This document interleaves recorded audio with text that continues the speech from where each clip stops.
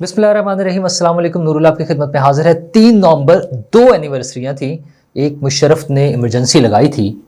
किसने क्या बात की, किसने उसको कैसे याद किया, ये आपको बताऊंगा। और दूसरा, इमरान खान साहब पर हमले की भी एनिवर्सरी कह लें, बरसी कह लें, जो मर्जी कह लें, और उस पर भी कौन कौन क्या बोला है, ये हम बातें करेंगे। वैसे इमरान खान पर हमले की बात हो तो आपको बताऊं कि खान साहब कह रहे हैं मुझे मिलिट्री कोर्ट्स में ले जाएं, कोई मसला नहीं है, मैं पीछे नहीं उठूंगा। लेकिन वो ये क्यों कह रहे हैं और उनके इस बयान का जनरल फैज़ हमीद से क्या ताल्लुक है, ये बातें भी मैं आपके साथ शेयर करूंगा। और जनाब, पीआईए बिकेगी नहीं बिकेगी, नई एयरलाइन बनेगी, नई एयरलाइन बनाने में एयर सियाल का क्या किरदार होगा। एयर सियाल हमने पिछले दिनों आपके साथ जिक्र किया था, वो चूँकि थोड़ा सा उसके बारे में हमें मालूम है वो क्या सिस्टम होगा। और नवाज शरीफ साहब कुछ कह रहे हैं और मरियम औरंगजेब साहिबा कुछ और कह रही हैं, कहानी क्या है। और आदिल राजा बहुत नाराज़ हैं 2 लोगों से। वो कहते हैं इनकी टिंड हो गई थी, आईएसआई ने उठा के टिंड कराई थी, लेकिन वो पूरी बात नहीं बता रहे। वो पूरी बात क्या है, पूरी कहानी क्या है। असल में इंतजार पंचोता साहब वापस आ गए हैं। उन्हें आईएसआई ने उठाया था, फौजियों ने उठाया था, किसने उठाया और किसने मारा, ये सारी बातें आपसे करूंगा। लेकिन उससे पहले आपको लंदन की जिक्र कर दूं कि लंदन में जो काजी फायज ईसा साहब के साथ जो कुछ हुआ, वो जो एक एपिसोड चली थी, शायान और बाकी कौमें इंसाफियंस कह रहे, तहरीक इंसाफ के जो लोग हैं ना, जो चाहने वाले हैं, उन्होंने जो सलूक किया था, उस पर हमारी वजारत खारजा ने फाइनली एक सख्त किस्म की इंस्ट्रक्शन जारी कर दी है ज़राए के मुताबिक हाई कमीशन को, बरतानिया में पाकिस्तान के हाई कमीशन को, कि जनाब इनके खिलाफ कानूनी कार्रवाई करें, ज़बरदस्त किस्म की, मतलब सख्त किस्म की कार्रवाई करें, और जो इस जुर्म में मुलव्वस हैं उनको सज़ा दिलवाएं। अच्छा, इससे पहले आपको याद होगा कि मोहसिन नकवी साहब जो हमारे वज़ीर दाखिला हैं, उन्होंने फौरी रिएक्ट किया था और उन्होंने कहा था कि नादरा के ज़रिए उनको आइडेंटिफाई किया जाए, लोगों को जो उस बदतमीज़ी में शामिल हैं। बदतमीज़ी कहा जाएगा ना, या जो भी हंगामा आराई कह लें, मतलब वो एहतजाज वाली बात तो थी नहीं। एहतजाज का तरीका और होता है। ये जो इनका स्टाइल है, वो जिस तरह से पागलों की तरह भाग रहे थे, पागल वो जिन्होंने लोगों ने तो खैर वही लफ्ज़ ही कुछ और इस्तेमाल किया, मैं वो नहीं करना चाहता, लेकिन बार पागलों की तरह जैसे पीछे भाग रहे थे, जानवरों की तरह कह लें, तो वो हमने देखा है, सब ने देख लिया है। उस पर मोहसिन नकवी साहब खास से नालान थे और उन्होंने तो एक स्टेप आगे जाकर उनका इनके नेशनैलिटीज़ भी कैंसिल की जा सकती हैं, इनके पासपोर्ट्स कैंसिल किए जा सकते हैं। वो कानूनी मामलात हैं, कैसे किया जाएगा उसमें कुछ चीज़ें हैं, लेकिन वो बड़े सख्त एक प्रोसीजर है जिससे गुजरना पड़ता है, वो कानूनी तरीक़ाकार है। मेरा ख्याल है इतने सख्त एक्शन हमारे सिस्टम में शायद मुमकिन ना हो, लेकिन बहरहाल वहाँ के कानून के मुताबिक उन्हें सज़ा दिलवाने के लिए कम से कम कार्रवाई शुरू की जा सकती है। किसी की गाड़ी को रोकना, उस पर अटैक करना, ये सारी चीज़ें वहाँ के कानून में बचना बड़ा मुश्किल हो जाता है। लेकिन उसके लिए ज़ाहिर है हाई कमीशन की गाड़ी थी, हाई कमीशन की गाड़ी में जो ड्राइवर थे, कम अज़ कम वो या काजी फायज़ ईसा या उनकी अहलिया खुद अगर ये कंप्लेंट करें तो इस पर कार्रवाई आगे बढ़ेगी। हाई कमीशन को हिदायत मिल गई हैं। ये बात अब कहाँ तक जाएगी हाई कमीशन से, लंदन हाई कमीशन से ख्याल आया कि नवाज शरीफ साहब वापस पहुँच गए हैं लंदन, न्यूयॉर्क से। उन्होंने न्यूयॉर्क में बात की थी कि पीआईए खरीदने की, कि मरीम नवाज साहिबा को खरीद लेना चाहिए, पंजाब गवर्नमेंट को चलें यूँ कह लें खरीद लेना चाहिए, पंजाब गवर्नमेंट की नई एयरलाइन शुरू करनी चाहिए। उन्होंने लंदन पहुंच के फिर वापस उन्होंने यही बात की, उनका इस पर गौर वगोस किया जा सकता है। तो इस पर कैसे गौर होगा, क्या बात आगे चलेगी। लेकिन यहाँ पर मरीम औरंगजेब साहिबा ने इससे टोटली इनकार किया, उनका जी हम पीआईए नहीं खरीद रहे।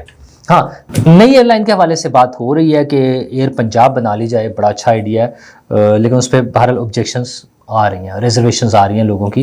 मिफ्ता इस्माइल साहब भी बात कर रहे हैं और लोग भी, सीनियर लोगों के हवाले से बात हो रही है। एक तो पॉइंट ये आ रहा है कि क्या पंजाब हुकूमत के पास और उधर केपी हुकूमत ने जो ऑफ़र कर दिया कि हम 10 अरब में या इससे ज़्यादा पैसे दे के ये ख़रीद लेंगे, क्या इनके पास इतने पैसे हैं एक्स्ट्रा।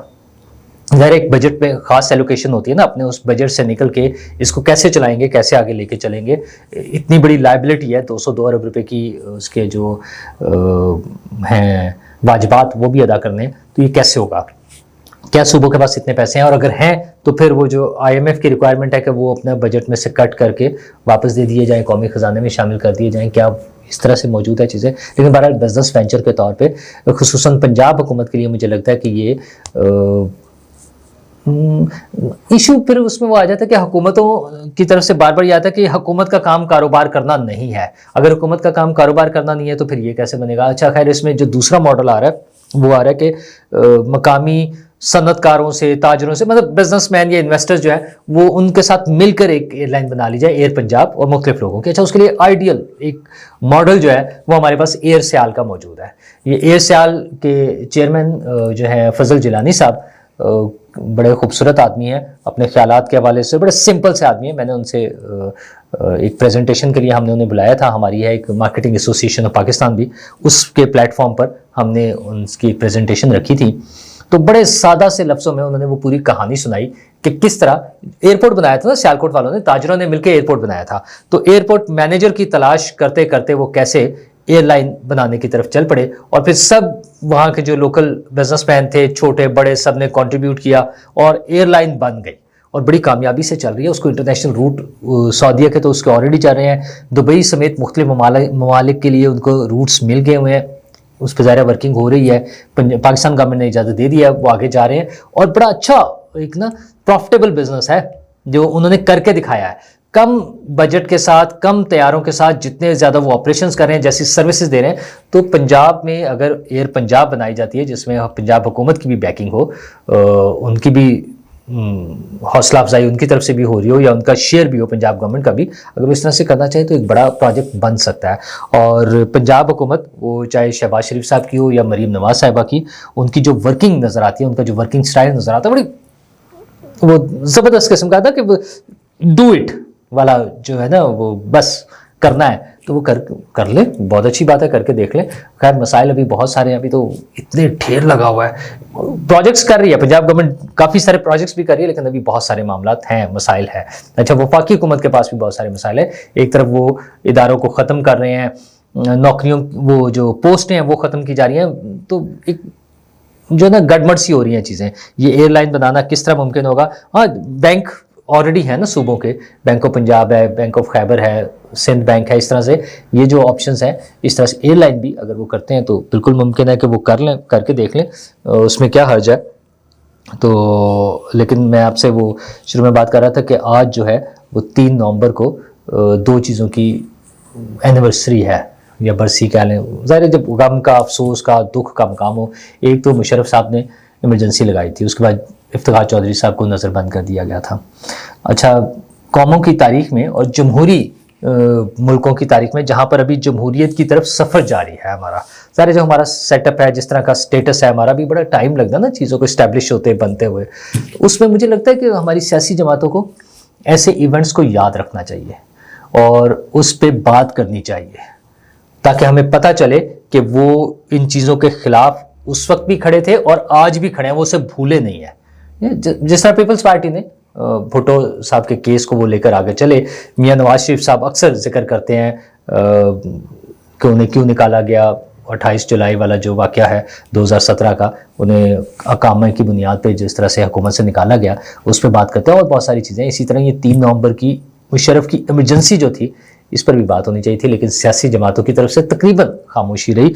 हाँ, गवर्नर सिंध का बयान एक आया, मेरी नज़र से गुजरा, उन्होंने उसको स्याह दिन और इस तरह से करार दिया। दूसरी तरफ इमरान खान पर हमले का भी आज दिन था। वो हमला था, कैसे था, उसकी तो वो अजीब कहानी है ना, कि उन्होंने कहा 12 लोगों को गोलियां लगी। अच्छा, फिर उनमें से एक भी, मतलब किसी को कुछ नहीं हुआ, बच गए, और किसी के कपड़ों से उनकी टांग, वो पहले उनके सर पर से गुजरी, इमरान खान के सर पर से गोलियां, फिर उनकी टांगों पे लग गई, फिर वो बैठ गए, फिर वो बच गए, और कुछ लोगों के तो कपड़ों में से निकली गोलियां, 6-6 गोलियां तो एक एक बंदे के कपड़ों से निकली। हाँ, वो चट्ठा साहब के साहबजादे जो है, उनको बाकी वो पता चला था कि वो ज़ख्मी हुए हैं, हॉस्पिटलाइज भी रहे, उनका सारा प्रोसीजर का हमें पता चला। बाकी लोगों का, खान साहब की तो आपको पता ना, वो प्लस्तर जो लगाया गया था टांग पे, वो फिर जिस दिन उन्हें पकड़ा गया सुप्रीम कोर्ट से, उस दिन फिर वो ठीक हुआ था, वो अलग कहानी है। बहरहाल, तो उनकी तरफ से भी आज तकरीबन खामोशी रही। हाँ, वो ये ज़रूर कह रहे हैं, आज उनका वो बयान चल रहा है कि उन्होंने अपने वकला के ज़रिए पैगाम भेजा कि मुझे चाहे मिलिट्री कोर्ट्स में ले जाए, मैं पीछे नहीं उठूंगा। पता नहीं किससे पीछे नहीं हटना उन्होंने। ओ भाई, आप पहले दीवार के साथ लगे हुए हैं खान साहब, अब पीछे हटने की आपके पास गुंजाइश नहीं है। वो मैं अब क्या कहूँ, मैं वो सोच रहे मैंने पीछे, वो हजूर, वो जेल में जहाँ आप है ना, बस उससे पीछे आप कहाँ हटता है आपने तगले मिनते करके देख लिया, आपने बार बार बयान दे दिया कि मैं तो बैठा हूँ बात करने के लिए, कोई मुझसे बात ही नहीं कर रहा। आपके सदर पाकिस्तान आरिफ अलवी साहब ने हबीब अकरम साहब के घर पे बैठ के जो बयान दिया, जिस तरह से बातें हुई, वो मतलब क्या क्या बातें नहीं हो गई है, मतलब सब कुछ तो हो गया है। तो अब वो बस छोड़ दें, अब क्या, अब आपने कहाँ पीछे हटना। हाँ, मिलिट्री कोर्ट्स वाला खतरा उनको है, वो उनके सर पे एक तलवार लटक रही है, उनके जहन में, उन्हें पता ही होना है। और यही वजह है कि जो है ना हमारे नजम सेठी साहब, उन्होंने भी चिड़िया के जरिए जो खबर दी है, उनका फैज़ हमीद अकेला नहीं है, कोर्ट मार्शल होना है, लेकिन इमरान खान के साथ होना है, और ये बस दिनों की बात है। यानी बात उस तरफ जा रही है। एक तरफ तो पीटीआई के जो चाहने वाले हैं वो इमरान खान को रिहा करा के और कहीं कतर या कहीं पाकिस्तान में उनकी पुरअमन रिहाइश का बंदोबस्त कर रहे हैं, रिहाइश का। और दूसरी तरफ नजम सेठी साहब बता रहे हैं कि उनका कोर्ट मार्शल होने वाला है, और वो भी जनरल फैज़ हमीद के साथ। तो चले, अच्छा है, खूब गुजरेगी जो मिल बैठेंगे दीवाने दो। और ये दीवाने वो वाला दीवाने हैं, वो जो अरबी में पूछते हैं ना अंता मजनू, ये वो वाला दीवाने हैं। तो दो दीवाने इकट्ठे बैठेंगे तो चले गपशप भी लगा लेंगे और अपनी चीज़ें डिस्कस कर लेंगे, जैसे भी वो करना चाहें वो करते रहें। हाँ, एक इशू सिर्फ रह गया कि वो है इंतज़ार पंचोता साहब का। वकील हैं, गायब हो गए थे, 8 अक्टूबर से गायब थे, और उस इल्ज़ाम ये आ रहा था कि उन्हें एजेंसियों ने अगवा कर लिया, फौजी उठा के ले गए और बड़ा प्रेशराइज कर रहे हैं। अच्छा, माजी में चूंकि बहुत कुछ हुआ है इसलिए कुछ भी हो सकता है, लेकिन अब वो बाजियाब हो गया। बाजियाब तो खैर एक बड़े ड्रामाई अंदाज में, जिस तरह से वो पुलिस के हाथों हुए हैं, गाड़ी जा रही थी। अच्छा, वो बड़ी, चूंकि फुटेज सारी मौजूद है कि वो गाड़ी के अंदर बैठे हुए, उनके हाथ पीछे बंधे हुए थे, वो लोग भाग गए जो गाड़ी चला रहे थे। और उसके बाद उनका जो बयान आया कि उन्हें 2 करोड़ पे तावान के लिए अगवा किया गया था, उनके घर वालों से तावान भी मांग रहे थे, और फाइनली उनको कहीं पेशावर वाली साइड पर किसी एरिया में लेके जा रहे थे, तो वहाँ से वो पकड़े गए हसन अब्दाल के एरिया से। लेकिन मसला ये है कि अगर उनके घर वालों से तावान मांगा तो उनके घर वाले और सब क्यों खामोश थे, वो क्यों नहीं बता रहे थे, वो फिर फौज पर क्यों इल्ज़ाम लगा रहे थे। और वैसे तो आदिल राजा साहब, खान साहब के महबूब, और खान साहब उनके महबूब इमरान खान साहब, उन्होंने तो और ही काम डाला हुआ। उन्होंने कहा कि ये उमर चीमा और हुसैन हक्कानी के बारे में उन्होंने एक ट्वीट की हुई है। उन्होंने कहा इनकी टेंड की गई, इनको फौजियों ने मारा, इनको फेंटी लगाई, और ये फिर ISI और नून लीग के साथ मिल गए हैं। हजूरे वाला, तो आपने तो कभी इस बात को ऑन ही नहीं किया था। 3.5 साल हुकूमत रही है खान साहब की, उन्होंने कभी ये बात की कि ये काम होता है। उनके अपने दौर में अबसार आलम साहब को गोलियां लगी, वो कहते थे अच्छा ऐसा कोई वाकया हुआ, मुझे तो पता ही कोई नहीं है। बीइंग प्राइम मिनिस्टर उन्होंने इनकार ही कर दिया कि उन्हें कुछ पता है। अच्छा जी, वो असद तूर साहब को कुट पड़ी तो पीटीआई ने ट्रेंड चलाया कि लड़की के भाइयों ने मारा है। ठीक है, शर्म नहीं आती इन लोगों को। अच्छा, ये तो सहाफ़ी हो गए ना, नॉन लोग। यार वो जो सियालकोट में हुआ था, वो जो बच्चे थे गाड़ी में और उनके नहीं, साहिवाल में, मेरा ख्याल है साहिवाल में हुआ था शायद। हाँ, वो जो छोटे बच्चे थे गाड़ी में और उनके माँ बाप को मार दिया, और बल्कि एक बच्ची थोड़ी सी बड़ी थी, उनको बाहर निकाला, फिर उस बच्ची को उन्होंने देखा ये बड़ी है, ये बता देगी, उसको भी अंदर दोबारा गाड़ी में बिठा के मार दिया, शूट कर दिया। उसकी वीडियोस मौजूद है, सारा कुछ है। इमरान खान साहब ने बयान दिया, मैं बस अमेरिका से आ जाऊँ, आके मैं इनकी ऐसी की तैसी मैं इन्हें इंसाफ दिलाऊंगा। पता नहीं कौन सा इंसाफ दिलाया, वो तो CTD के लोग कहा जाते थे। ऑफिशियली मतलब ये हुआ सारा कुछ। और ये आदिल राजा जैसे लोगों को शर्म नहीं आती है ये बात करते हुए, जब वो ये बात करते हैं कि उमर चीमा के साथ और हुसैन हक्कानी के साथ क्या हुआ था और वो फिर किसके साथ मिल गए। मैं उससे डिनाई नहीं कर रहा, बिल्कुल ये हुआ, सारा कुछ हुआ।